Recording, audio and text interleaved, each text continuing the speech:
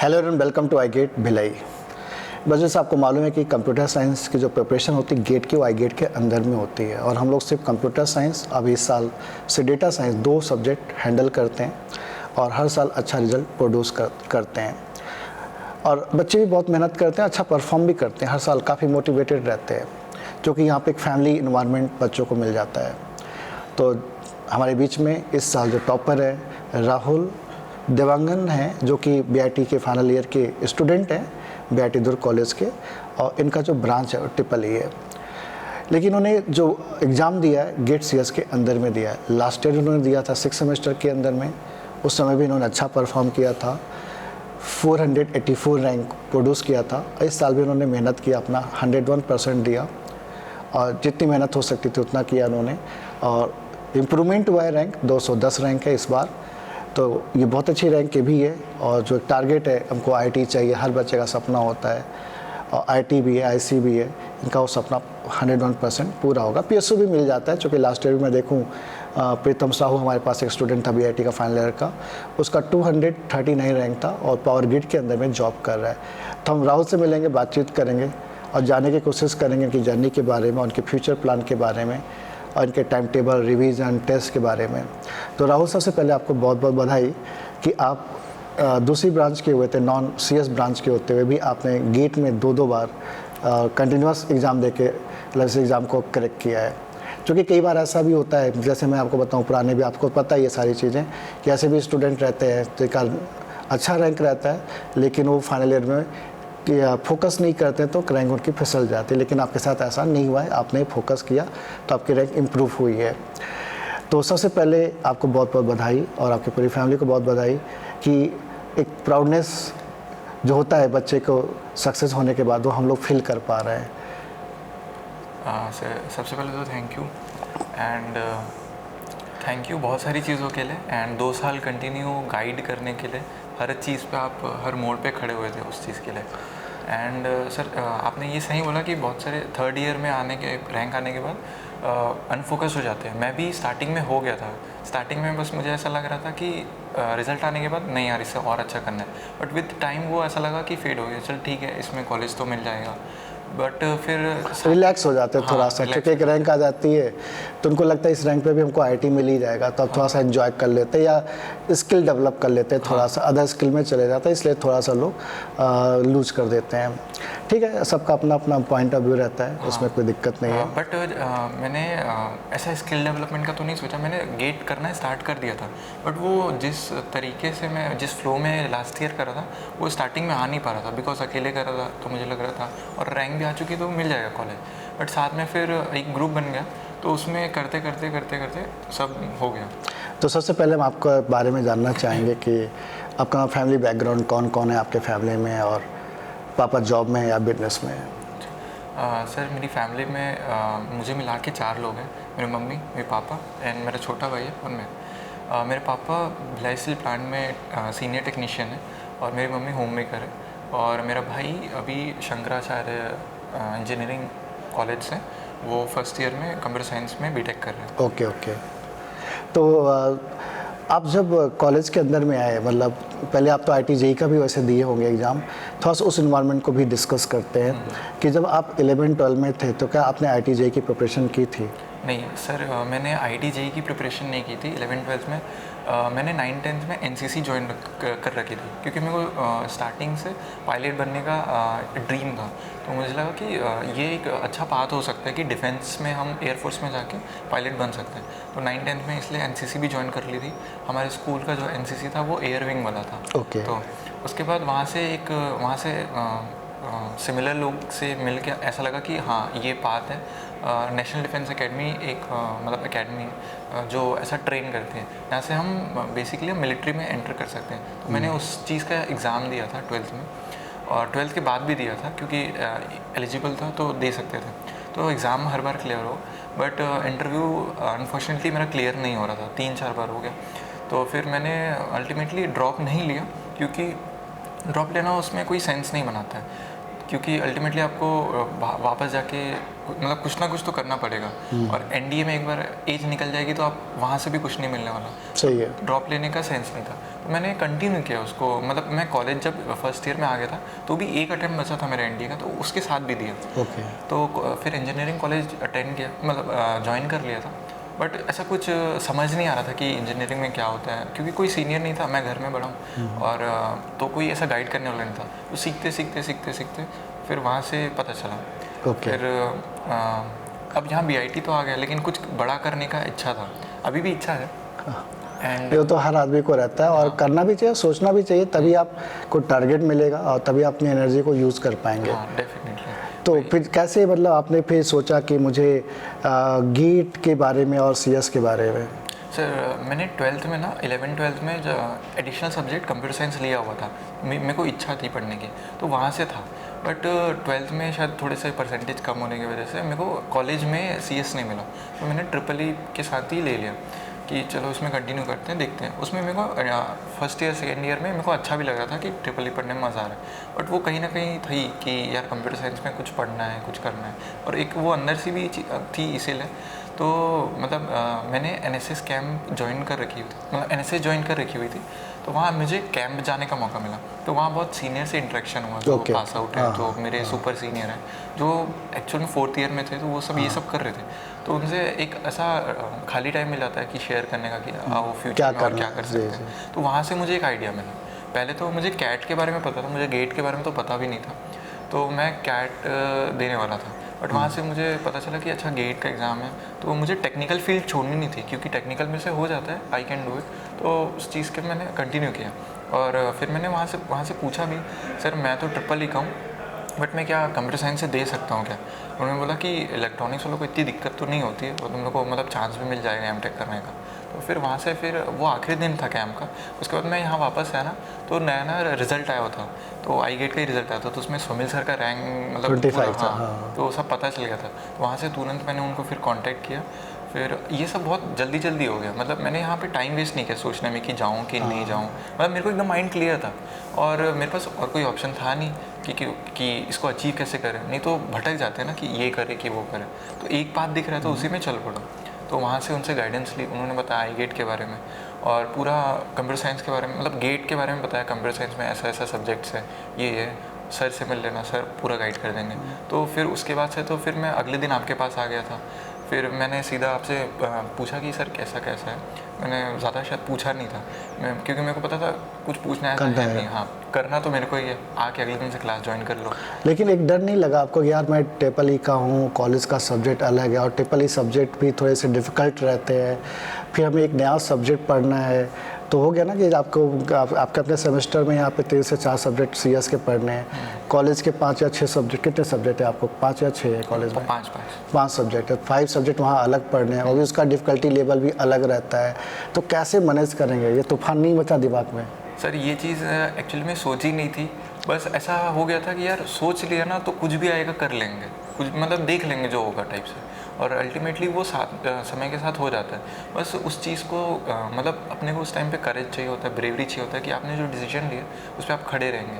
उसके बाद तो बाकी मतलब अगर कोई हार्डवर्क करता है ऊपर वाला भी साथ देता है। बिल्कुल वो तो आपको ये बिलीव तो हम भी रखते हैं कि आप अपना 100% दे रहे हैं, तो आपको मतलब कहीं ना कहीं से एनर्जी तो मिल ही रही है। हाँ, मतलब इतना नहीं सोचा था कि कैसे होगा, क्योंकि उसमें ही मैं फंस जाता। तो कॉलेज में आपका परफॉर्मेंस क्या था अपने सब्जेक्ट के अंदर में?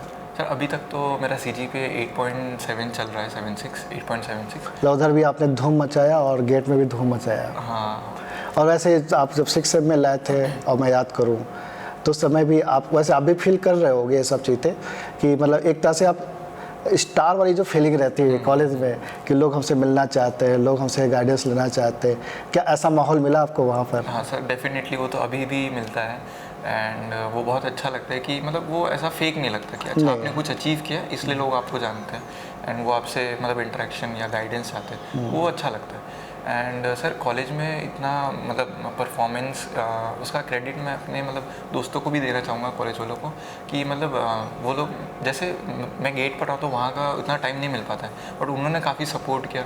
ग्रुप स्टडी करते थे हम, मेरा एक मतलब वो लोग मेरा एक फ्रेंड है शेखर निर्मलकर करके, उसने काफ़ी पढ़ाया और दुष्यंत है एंड मतलब वो लोग काफ़ी मतलब पढ़ा देते थे या जैसे इम्पोर्टेंट में ईजी हो जाता था अपने लिए। यस। मतलब आपका फ्रेंड सर्कल शुरू से काफ़ी अच्छा रहा है, या आपका वो बिहेवियर भी है, आपका बिहेवियर भी अच्छा है, इससे लोग आपसे लोग कनेक्ट होना चाहते हैं और आपकी हेल्प करना चाहते हैं। तो ये सब ही रहता है, आपका बिहेवियर अच्छा है, आप लोगों से कनेक्ट हो पा रहे हैं और आपका फ्रिक्वेंसी लोगों से मैनेज हो रहा है, तो आपको कहीं ना कहीं हर जगह हेल्प होता है। सिमिलरली मैंने आपको गेट वाले जो CS के बच्चे उनके साथ भी देखा कि आपका जो फ्रिक्वेंसी बहुत ज़्यादा मैच होता है लोगों के साथ में, जल्दी आप कनेक्ट हो जाते हैं, जल्दी लोगों के साथ घुल मिल जाते हैं, तो उसका भी एक बेनिफिट मिलता है कि आपके, मैं तो देखते ही रहता हूँ, बातचीत आप लोग करते रहते हो, तो उससे हम ऑब्जर्व तो करते ही रहते हैं कि क्या चल रहा है क्या नहीं चल रहा है। तो यहाँ पे कैसा ग्रुप था आपका, मतलब iGate के अंदर में, CS के अंदर में? सर यहाँ तो मतलब बहुत ना फ्रूटफुल ग्रुप था, मुझे ऐसा कभी नहीं लगा कि मैं दूसरे ब्रांच का हूँ, ऐसा किसी ने मतलब ऐसा ऑड वन आउट नहीं किया। तो वो चीज़ मुझे बहुत अच्छी लगती है iGate के बारे में कि जब यहाँ आप रूम में एंटर करते हो, you are everybody is equal, कि आप कोई भी ब्रांच के हो, कोई भी सेमेस्टर के हो, सब इतना इक्वली सपोर्ट करते हैं। और मेरा ग्रुप स्टार्टिंग से अच्छा बन गया था, मतलब नमन था, दीपांश वगैरह, ये सब स्टार्टिंग से ही मतलब लोग पढ़ने वाले थे। जबकि दूसरे कॉलेज के ये? हाँ, दूसरे कॉलेज के यस करेक्ट। तो ऐसा कुछ यहाँ पे मेरे को फील नहीं हुआ। तो ये लोग सब अच्छा, हम साथ में पढ़ते थे, डाउट्स सॉल्व करते थे, क्लियर करते थे, बहुत सारी चीज़ें खुद से फिर लर्न की, तो ये बहुत अच्छा था। जैसे अभी अब इंटरव्यू में आपके जूनियर आपको सुन रहे हैं, तो उनको तो ऐसा फील हो रहा है यार ये बंदा तो 6 में ही 484 ला दिया था, 4 दिया था, तो अब ये तो उसके लिए तो ईजी था लाइफ, तो फाइनल ईयर में इसने कैसे किया होगा? और आपने 6 सेमेस्टर में 484 रैंक लाने के लिए कितने नंबर ऑफ सब्जेक्ट CS के कंप्लीट कर लिए थे, कितने टेस्ट दे दिए थे, उस समय आपका क्या पाथ था? पहले उसको डिस्कस करते हैं, फिर 210 वाले को डिस्कस करते हैं। ओके। सर थर्ड ईयर में मुझे पता चल गया था कि गेट का एग्ज़ाम इस दिन को, मुझे तो पहले पता भी नहीं था गेट एग्ज़ाम कब होने वाला है, मैंने अप्रैल में ज्वाइन कर लिया था। तो मेरे सीनियर्स ने बोला हुआ था कि यार देख, अभी थर्ड ईयर में, फोर्थ ईयर में भी देना पड़ेगा फाइनल, मतलब 2 साल ईयर तो ट्रायल है, तो इस ईयर ये फोकस कर कि जितना जल्दी सब्जेक्ट सिलेबस ख़त्म हो जाए उतना बेनिफिट होगा, क्योंकि नोट्स मेकिंग में बहुत टाइम वेस्ट हो जाएगा अगर तू इस साल नहीं कंप्लीट किया तो नेक्स्ट ईयर भी। तो उस चीज़ पे मैंने ज़्यादा फोकस किया, और नोट्स मेकिंग बस ऐसे ही नहीं कर लिया आँख बंद करके कि आपके लेक्चर्स देख लिए नोट कर लिया, नहीं, उसको समझते हुए हर टॉपिक जैसे ख़त्म होता है उसका PYQ लगाया, बुकलेट लगाया, ये मस्ट मैंने किया। ये हैबिट को ना मैंने मेंटेन की, और ये चीज़ मैं सबको बोलता भी हूँ, क्योंकि अगर आप फर्स्ट सब्जेक्ट उठाए हो और वहाँ पे अगर आप सिर्फ ऐसा नोट्स बनाते जा रहे हो, आखिरी सब्जेक्ट कंप्लीट होते तक आप भूल जाओगे। सही बात है। तो वो कंसेप्ट को मतलब होल्ड ऑन करने के लिए बहुत फॉर लॉन्ग टाइम मैं, आप जैसे आपका एक टॉपिक ख़त्म होता था उससे रिलेटेड PYQs लगा लिए और बुकलेट बना लिए, तो उससे बुकलेट तो बहुत सारे अच्छे क्वेश्चन है, उससे कंसेप्ट बहुत देर तक बिल्ड हो जाता है। तो ये सब पूरा मैंने 12 सब्जेक्ट्स तक के लिए किया। CN मेरा छूट गया था बिकॉज वो आखिरी में टाइम नहीं मिलता, अगर मैं उसको कंप्लीट करता तो मेरे को टेस्ट सीरीज़ के लिए टाइम नहीं मिलता या प्रैक्टिस के लिए टाइम नहीं मिलता। तो मैंने 1 अप्रैल से स्टार्ट किया था और उसके बाद मेरा अक्टूबर 23 तक ख़त्म हो गया था। सारे सब्जेक्ट कर लिए थे? CN छोड़ के पूरा ऑलमोस्ट 100% हो गया था, मतलब सिलेबस कंप्लीट। PYQ भी बना लिए थे? हाँ, PYQ भी बना लिया था, एक बार PYQ पूरा बना लिया था। ओके। उसके बाद सेकेंड टाइम PYQ तब बनाया जब रिवीजन का टाइम आया, सिलेबस कंप्लीट होने के बाद। तो फिर आपने जब एग्ज़ाम दिया 6 सेमेस्टर में, तो उस समय दिमाग में क्या चल रहा था? सर बिल्कुल, मतलब पहली बार था ना, तो ऐसा कुछ दिमाग में कुछ था नहीं, लोड नहीं था, बस आराम से जाना है, देना है। और वो ना मतलब मैंने इतना पढ़ा हुआ था तो कॉन्फिडेंस था। हाँ, मतलब जितना भी पढ़ा हुआ था मैंने, कॉन्फिडेंस था। अभी तो इस साल तो और भी नई चीज़ें ऐड ऑन हुई, तो मुझे पता चला है लास्ट ईयर तो और भी कुछ चीज़ें थी, बट वो चीज़ लास्ट ईयर नहीं थी। लास्ट ईयर बस इतना कॉन्फिडेंस सिद्धार्थ सर पढ़ा दिए, क्योंकि PYQ पूरे बन रहे थे मेरे से, मेरे को ज़्यादा इशू नहीं। और कितने टेस्ट लिख दिए थे आप? नंबर ऑफ टेस्ट बता सकते हो कि कितने लिख दिए थे उसका? टॉपिक टेस्ट इंक्लूड करके? हाँ, इंक्लूड करके। या मॉक टेस्ट कितना कर दिए थे आप? सर लास्ट ईयर तो मॉक टेस्ट 20 के आसपास या 20-25 के आसपास, और अगर ओवरऑल टेस्ट मिला के बोले तो 80 के आसपास, 80-85 के पास तो। मिनिमम मार्क्स याद है कितना आता था उस समय 6 सेमेस्टर में, और मैक्सिमम कितना आया था? सर मैक्सिमम तो 63 आया था। अच्छा। और मिनिमम शायद 36 में गया था। ओके। तो फिर आपने एग्ज़ाम दिया, रैंक आई, और रैंक आने के बाद कैसा फील हुआ 6 सेम में आपको? सर रैंक आने के बाद तो ऑनेस्टली स्पीकिंग मेरे को लगा कि मैं थोड़ा और कर सकता था, क्योंकि 23 का जो पेपर था वो थोड़ा अच्छा भी था कि बना सकते उसमें, तो वहाँ मेरे को लगा कि थोड़ा और कर सकते। फिर विद टाइम वो मेरे को ठीक लगा कि यार थर्ड ईयर में अच्छा किया अपन, ऐसा करके। एक तो लगता है कि चलो इस मतलब ईयर में लाए तो आगे और अच्छा कर सकते हैं। तो फिर आपने जब अभी फाइनल ईयर में थे आप, और फिर कब से आप फिर वापस लगे गेट में, चलो अब वापस करते हैं, फिर उस समय रिजल्ट आया, पार्टियाँ साटियाँ हुई और भी कनेक्शंस हमारे बने, तो कैसे डिसाइड किया कि अब कैसे करना है आगे, कैसे प्लान बनाया आपने? सर वो तो मुझे मैंने प्लान तो मतलब ये तो था कि थर्ड ईयर के बाद मेरे को फोर्थ ईयर में भी देना है। तो मैंने ना एक तो मैं बाहर ज़्यादा घूमता नहीं हूँ, आउटिंग करता नहीं हूँ, मतलब तो उस वजह से खाली टाइम था। तो मैंने थर्ड ईयर का जैसे रिज़ल्ट आया उसके बाद मतलब यहाँ रिज़ल्ट की सेलिब्रेशन आई, उसके बाद मैं तुरंत लग गया था कि मेरे को पता था बचा हुआ सब्जेक्ट जल्दी से जल्दी कंप्लीट कर लूँ। वो CN को कंप्लीट किया। उसके बाद फिर ना मेरे को सीनियर्स ने बोला हुआ था कि फोर्थ ईयर में जितना अर्ली टेस्ट सीरीज स्टार्ट कर लेगा उतना बेनिफिट है, जितना ज़्यादा प्रैक्टिस करेगा उतना अच्छा है। तो विदाउट वेस्टिंग एनी टाइम मैं वापस से लग गया था, मतलब 2 साल से ब्रेक ही नहीं लिया था। तो वो एक तो कितने घंटे डेली पढ़ते थे आप? सर ऐसा थर्ड ईयर जब मैं थर्ड ईयर में प्रिपरेशन कर रहा था तो एक बार मैंने मेजर किया था कि एक्चुअल में देखते हैं तो 6 घंटा तो मैक्सिमम हो रहा था। मतलब एवरेज ले, साल भर का एवरेज ले तो हाँ वही 6 साढ़े 6 घंटे। 6 घंटे। तो बच्चों बड़ा एग्ज़ाम है, इतना टाइम तो आपको निकालना पड़ेगा। हाँ आपका बेस बहुत अच्छा है तो हो सकता था तब कम टाइम लगे, लेकिन बेस उतना अच्छा नहीं है तो टाइम देना पड़ेगा, मतलब कोई जादू तो नहीं हो जाएगा, सीधी सी बात है।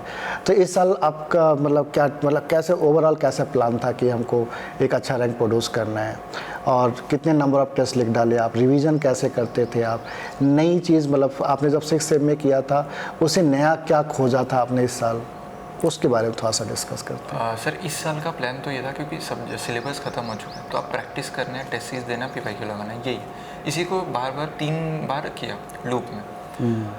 सबसे पहले CN कंप्लीट हो गया था, उसके बाद मैंने टॉपिक टेस्ट स्टार्ट कर दिया। टॉपिक टेस्ट ऐसा है कि जैसे एक सब्जेक्ट है तो उसके 4 टॉपिक है, तो ब्रेक करके कि पहले टॉपिक का रिवीजन कर लिया, उसका PYQ लगा लिया, उसका बुकलेट लगा लिया, और कहीं से क्वेश्चन मिला तो उसका लगा लिया, उसके बाद वो टॉपिक टेस्ट दे दिया। टॉपिक टेस्ट देने के बाद उसका एनालिसिस कर लिया कि क्या गलती हुई है, कहाँ मतलब उसमें और नए नए क्वेश्चन आए अगर उस टॉपिक से और डेप्थ में पूछ रहे कुछ चीज़ तो वहाँ से टॉपिक टेस्ट से वहाँ से निकाल लिया, रिकवर कर लिया वो चीज़। ऐसा सारे टॉपिक के लिए किया, सारे सब्जेक्ट के लिए किया। एक बार ये हो गया, उसके बाद सब्जेक्ट टेस्ट के लिए भी सेम चीज़ किया। तो आपको CS में सबसे अच्छा सब्जेक्ट कौन सा लगता था? CS में मतलब आपको मतलब दिल खुश हो जाए आपका कैसे उस सब्जेक्ट से? सर डेटा स्ट्रक्चर एल्गोरिदम तो मेरे को अच्छा लगता है क्योंकि उसमें एल्गोरिदम में ना वो मैथ्स वाला पार्ट थोड़ा आ जाता है, इन्वॉल्व हो जाता तो है, वो लॉजिक थोड़ा वो अच्छा हो जाता है। और कौन सा सब्जेक्ट लगता था यार ये थोड़ा सा मज़ा नहीं आ रहा है मुझे? सर वो CN है, CN भी ना मतलब वो जैसे वो न्यूमेरिकल वाला पार्ट अच्छा है, या जहाँ पे कंसेप्ट वाला, वो थ्योरी वाला पार्ट ना वो थोड़ा परेशान कर देता है। ओके, तो मतलब आपने टेस्ट वगैरह कितने नंबर, कितने मॉक अभी इस साल लिख दिया आपने? सर इस साल तो मतलब 30+ हो गए होंगे। 30+। मतलब इस साल बहुत मॉक दी क्योंकि टाइम था तो मॉक देने का टाइम तो पूरा लिखा। जब प्रेशर जब आता था तो उसके लिए क्या करते थे आप? सर प्रेशर निकाल देते थे, मतलब जैसे मतलब इस बार ना मैं बताऊँ कि सबसे लोएस्ट मार्क्स मेरा गया है 30, मतलब मॉक टेस्ट में। इतना लास्ट ईयर भी नहीं गया था, तो मुझे बहुत लगा कि यार इतना प्रिपरेशन करने के बाद भी अब 30 मार्क्स देने को ही रह गया क्या करके। तो अब वो दिन ख़राब था या वो शायद इंटरफेस की वजह से जो भी वो पूरा बहुत सिली मिस्टेक हुई उसमें, बट उस दिन ठीक है किया, रोया धोया, निकल गया वो। उसके बाद नेक्स्ट डे से फिर वापस लग गया। ओके, तो आप इस बार जब एग्ज़ाम देने जा रहे थे तो क्या चल रहा था दिमाग के अंदर में, और क्या लग रहा था कैसे होगा? सर इस बार कोई नेगेटिव थॉट या पॉजिटिव थॉट क्या था आप में? वही इस बार शायद ना मतलब थोड़ा लास्ट ईयर जैसे मैं फ्री माइंड से गया था ना, इस साल ऐसा मेरे को लग नहीं रहा था कि मतलब वो थोड़ा सा परफॉर्मेंस अपने हाँ मतलब अपने से ज़्यादा एक्सपेक्टेशन हो गई थी। हाँ। ये भी होता है, और क्या कभी कभी ऐसा लगता है ना कि एक बार हम इतनी अच्छी रैंक ला पाए हैं तो जो सोसाइटी का, जूनियर्स का, आसपास वालों का एक थोड़ा सा प्रेशर रहता है कि उम्मीदों, लोगों की उम्मीदें क्या होती बढ़ जाती, घर वालों की भी उम्मीदें बढ़ जाती हैं। जब एक साल में इतना कर लिया तो 2 साल में तो इसका टॉप 10 में आना चाहिए, टॉप 100 में आना चाहिए। मतलब एक होता है, सबके पास होता है यार कि भाई जब कोई नौकरी कर रहा है, मान लो उसको एक सैलरी मिल रही है तो एक साल वो भी तो बात एक्सपेक्ट करता है ना भाई अब इस साल मेरा हाइक 20% 30% होना चाहिए। और कंपनी उसको 30% का हाइक दे दी और उसके मन में था तो हैप्पी हो जाता है। वो नहीं हो पाया 20% तो इतना हैप्पी नहीं हो पाता है, वो इतना अच्छा फील नहीं कर पाता है। तो इस साल जब आप गए लिखे पेपर को यहाँ पे 3 घंटे के अंदर में, वो 3 घंटे की जर्नी कैसी थी आपकी? सर वही शायद वो 3 घंटा ही मेरे को थोड़ा सा बिगड़ गया शायद। वो मतलब ये हो सकता है क्योंकि जैसे क्वेश्चन जिस पैटर्न में मेरे स्क्रीन में आए थे, तो स्टार्टिंग के 2-3 क्वेश्चन टेक्निकल के ना वो अजीब से हो गए थे थोड़े से। मैंने उसको पढ़ा, स्किप कर दिया, बट वो ना मन में वो थोड़ा ऐसा शायद डर बैठा दिया कि ये पेपर इस बार का अजीब सा आया यार करके, तो वो फ्लो शायद वो वहाँ से ब्रेक हो गया। और जैसे मैं बताऊँ, इस बार ना मॉक टेस्ट में मतलब इस बार डबल प्रिपरेशन हो गई थी, अच्छे से डेप्थ में सब एनालिसिस। हाँ, चूँकि आपने अच्छा टाइम दिया ना। हाँ, तो उसमें मॉक टेस्ट में भी बहुत अच्छे नंबर आने लगे। मतलब जैसे लास्ट ईयर में सीनियर्स को दिखता था जो एकदम मतलब टॉप 10 मॉक टेस्ट में ला रहे, तो उतने नंबर आने लग गए थे, मतलब 75+ ईजिली क्रॉस हो रहा था। अच्छा। स्टार्टिंग में, और वो चला भी, बीच में ड्रॉप हुआ बिकॉज वो एंड सेमेस्टर कभी आ गया, तो वहाँ तो लैक हो जाता है, पता नहीं मतलब मे बी ब्रांच चेंज हो जाता है, अपने ब्रांच का पढ़ना, तो वहाँ थोड़ी परफॉर्मेंस गिरी, और थोड़ी क्या मतलब बहुत गिरी भी गई थी, तो वहाँ से फिर रिकवर किया, वापस वहाँ तक खड़ा, वापस 70 स्कोर करने लगा। तो मतलब ये लग रहा था कि हाँ आ सकता है डेफिनेटली, मतलब इतना तो ईजिली हो जाएगा करके, बट फिर वो ना मतलब फुल कॉन्फिडेंस नहीं आ रहा था कि इस बार कर पाएंगे कि नहीं कर पाएंगे कि नहीं। ऑल्दो मॉक में दिख रहा था कि ठीक है हो रहा है, बट वो आया नहीं। हाँ, ऐसा तो नहीं हुआ आपके साथ कि नेगेटिव थॉट्स कुछ ज़्यादा आने लगे थे? हाँ, वही मतलब हो सकता है कि तो आपकी प्रिपरेशन अच्छी है, आपको नॉलेज भी अच्छा है, ऐसा नहीं है कि आपका 200 के अंदर या 200 के आसपास रैंक आ रही है, तो ऐसा नहीं है कि किसी की टॉप 100 में आ रही तो आपका नॉलेज कम है, उसका नॉलेज ज़्यादा है। नॉलेज बराबर है, लेकिन होता ना कभी कभी हमारे अंदर ज़्यादा नेगेटिव थॉट आ गई है, या जो हमें नहीं सोचना चाहिए उसको भी हम सोच रहे हैं, ओवर थिंकिंग हम बहुत ज़्यादा कर रहे हैं। क्योंकि 6 सेमेस्टर में आपने ऐसा नहीं किया था, क्योंकि हम आपको अच्छे से जानते भी हैं और फैमिलियर है आपसे, और आपके नेचर को भी अच्छे से समझते हैं। लेकिन अब इस साल हमको ऐसा लग रहा है कि कहीं ना कहीं कुछ हो सकता है, इस तरह का भी हो सकता है, और हो सकता है गलत भी हूँ मैं, ऐसा नहीं बोल सकता हूँ मैं। तो जब आपने पेपर दे लिया, पेपर लेके निकले, तो कैसा फील हो रहा था? वैसे आप रात में तो आए थे, आप लोग सब बैठे ही थे, हम लोग मिले भी थे, और सब हैप्पी भी फील कर रहे थे कि नहीं ठीक है, अभी तो पिछली बार से तो अच्छा ही जाएगा, बस ऊपर नीचे थोड़ा बहुत हो सकता है। तो कैसा लग रहा था, आप कैसा फील कर रहे थे उस समय? सर पेपर देने के बाद मैं सच बताऊं तो वियर्ड ही लग रहा था, और मेरे को अकेले नहीं लग रहा था, हम बहुत से लोग में गए थे, तो वो मेरे दोस्त लोग का सब इकट्ठा मिल गया था वो साइड, तो सबने बोला कि यार अजीब सा आया पेपर, तो मेरे को लगा अच्छा सच में अजीब सा आया कि किसी से मतलब ऐसा हुआ नहीं। बट फिर जब मैं वापस मतलब घर आ रहा था, तो मैंने फिर व्हाट्सएप में देखा, तो सेट 1 वालों का पता चला ये लोग तो बोल रहे बहुत ज़्यादा ईजी है, तो वो ऐसा कैसे हो गया यार, ऐसा लग रहा था। जबकि मतलब जितने भी वहाँ से पेपर दे के निकले अभी इस साल जो नॉर्मलाइजेशन के अंदर क्या हुआ है, मतलब सेट 1 का नंबर बढ़ा घटा, या सेट 2 में क्या हुआ है? सर सेट 2 वालों को तो नंबर बढ़ा है, 0.9 मेरा बढ़ा हुआ है। ओके। तो मतलब मुझे और मतलब, और सेट 1 वालों का? सेट 1 वालों का मतलब वो शायद कंपैरेटिवली इजी सेट था, तो उनका कम हुआ है शायद, या पता नहीं। अच्छा, मतलब मेरा 69.67 नंबर था, वो 0.9 बढ़ा हुआ है, तो 70.57 हुआ। बट वही बहुत ज़्यादा चेंजेस नहीं था मतलब। तो मतलब वही पेपर इजी था। हम सेट 2 में शायद वो हो सकता है दोपहर में, मेरे को आदत नहीं थी दोपहर में देने की, नहीं ज़्यादा थी। एक महीने पहले पता चला था, उसको मैंने चेंज करने की भी कोशिश की थी, बट वो हो नहीं रहा था, क्योंकि वहाँ चेंज कर रहा था तो मेरा नंबर गिर जा रहा था। तो फिर मैं बोला कि ठीक है अभी कोई भी टाइम में देते हैं जिस टाइम पे, तो वही उस टाइम पे मतलब कुछ तो भी वो 3 घंटा पता नहीं। और तो अभी जैसे रिजल्ट आया आपका, फिर अभी तो उसके बाद तो जो होना था हो गया, तो आपने जब रिजल्ट आया 210 आपको दिखा, तो कैसा फील हुआ आपको? मतलब जो आप सोचे थे कि उससे बेटर लगा कि लगा नहीं इससे थोड़ा सा और अच्छा हो सकता था? सर मैंने सोचा तो अच्छा था कि मतलब मैंने सुना था ना कि नॉर्मलाइजेशन में सब 5 नंबर बढ़ जा रहा है। कोमल का बढ़ा था। कोमल का 72 मार्क्स था, तो वो नॉर्मलाइज होकर 77 तक चले गया था। हाँ, तो वो कॉल मैम का भी सुना था। मैंने सोमिल सर से पूछा था, तो सोमिल सर जब 3rd ईयर में दिए थे ना, तो उन्होंने भी बताया था कि मेरा एक सीनियर थे और मेरा, तो उनका मेरा फिर बढ़ गया था, उनका कम हो गया था, तो मेरा 1000 दिखा रहा था, तो वो 600 रैंक पे आ गया था। अच्छा, हाँ, मेरे को उम्मीद लग रही थी कि यार सेट 2 अगर सबको बोल रहे हैं कि वियर्ड मतलब अजीब सा है ऐसा करके, और सेट 1 वाले बहुत ईजी बोल रहे थे, मेरे को लग रहा था कि नॉर्मलाइजेशन हो जाएगा। और वो प्रिडिक्टर पे भी मेरे को इतना बिलीव नहीं हो रहा था, बट प्रिडिक्टर में दिखा रहा था मतलब जितना प्रिडिक्टेड रैंक है ना, उससे भी बेकार आ गया, मतलब काइंड ऑफ। ओके, तो और गिर गई ये टाइप्स, तो मतलब बेसिकली अच्छा। लेकिन मेरे से आप पूछेंगे पर्सनली तो मैं तो बोलूँगा ठीक है, और लाइफ में जो भी मिले उसको एक्सेप्ट करना चाहिए, उसमें हैप्पी भी रहना चाहिए, और आगे तो ऐसा इन तो है ही नहीं, ये सब लाइफ का ये सब तो पार्ट है, और एकदम हम वर्स्ट पे तो है नहीं, हम तो बेस्ट पे ही हैं देखा जाए तो, लास्ट ईयर से बेस्ट पे ही हैं, और जो टारगेट वो भी आपको मिलेगा ही मिलेगा। अपने जूनियर्स को कैसे गाइड करना चाहेंगे जिससे वो लोग भी मोटिवेटेड फील रहें, प्रेशर फील ना करें, टाइम को मैनेज करें, और एक अच्छी रैंक फाइनल ईयर में प्रोड्यूस कर सकें? सर जूनियर्स के लिए ये है कि ज़्यादा ओवर थिंक मत करो, ओवर थिंक की मतलब, और ज़्यादा एक बार डिसीजन ले लिया ना तो उसको वापस से काउंटर मत करो अपने डिसीजन में। एक बार जब पहली बार आप डिसीजन बनाओगे उसको बहुत अच्छे से बनाओ कि डिसीजन, उसके बाद एग्जीक्यूशन में टाइम वेस्ट मत करो कि मेरे को ये मैनेज करना है, मेरे को वो मैनेज करना है। 10 चीज़ें सोचोगे तो कुछ नहीं होने वाला। एक जो बात पकड़ लिया उसको चुपचाप फॉलो करो, बाकी सब अपने आप अलाइन हो जाएगा।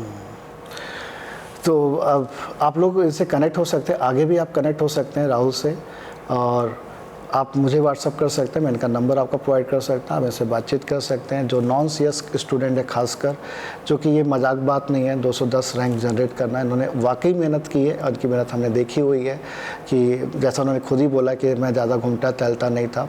हाँ, इनकी फ्रेंड सर्कल काफ़ी अच्छी थी, इनकी ग्रुप बहुत अच्छा था, ग्रुप में सभी को सक्सेस मिला है, सब एक दूसरों की हेल्प की है।